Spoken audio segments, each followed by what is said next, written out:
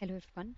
I'll be presenting an ML project where we will predict the electrical energy output of a combined cycle power plant which uses a combination of gas turbines, steam turbines and heat recovery steam generators to generate power. I'll walk you through the steps taken in the Jupyter notebook to achieve this. Let's get started.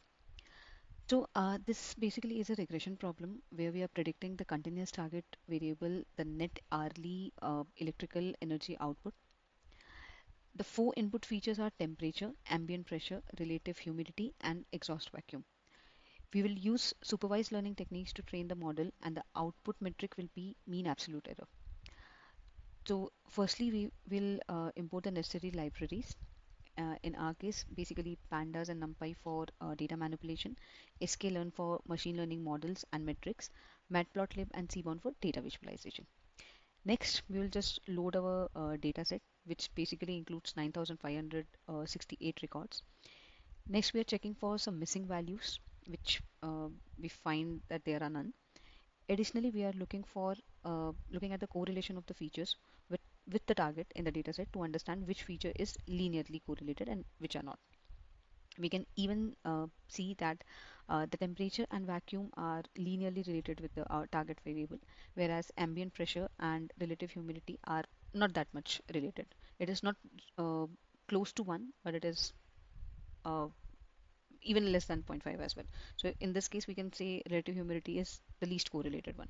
This can even be visualized using a scatter plot where it is clearly shown that temperature as well as exhaust vacuum are uh, somehow more correlated with the output compared to ambient pressure and relative humidity.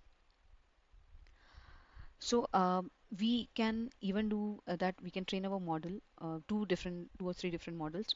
A model one with all features and model two by eliminating relative humidity because it is least correlated. So we can validate which model performs well with how many number of features. And since it is a linear problem, the algorithms to be taken under consideration are linear regression, lasso regression, random forest regressor, and gradient boosting regressor. Now we'll move towards our model selection and data splitting. So we define our feature and the target variables. We then split our data basically into training and test. Then we are initializing our model and splitting the data into training and test will allow us to train our model on a larger portion of the data and test their performance on a separate set. So that's why our training test ratio is 80-20 split. Next, we are using five-fold cross validation and calculating the mean absolute error of each model. This will help us compare their performance, that which of the model is giving the least mean absolute error. So based on our cross validation results, so for the model one, basically this is for the model one where we have selected all the features. So we have found that random forest is giving the least error out of the four regression model that we have selected. Then we'll move towards training our second model in which we are only considering three features and we have eliminated the relative humidity which was least correlated. Now again performing the same steps of cross validation, we again found although the error has slightly increased from model 1 where we have considered all the features, but still random forest is performing the best. So basically it was a very clear indication that random forest is giving the best, or I would say the least mean absolute error. So this is going to be our final model, and based on the number of features, so we have to consider all the features because only then we are getting the least error. So once we have finalized our model, we'll train it on the entire training set and then predict the energy output on the test set.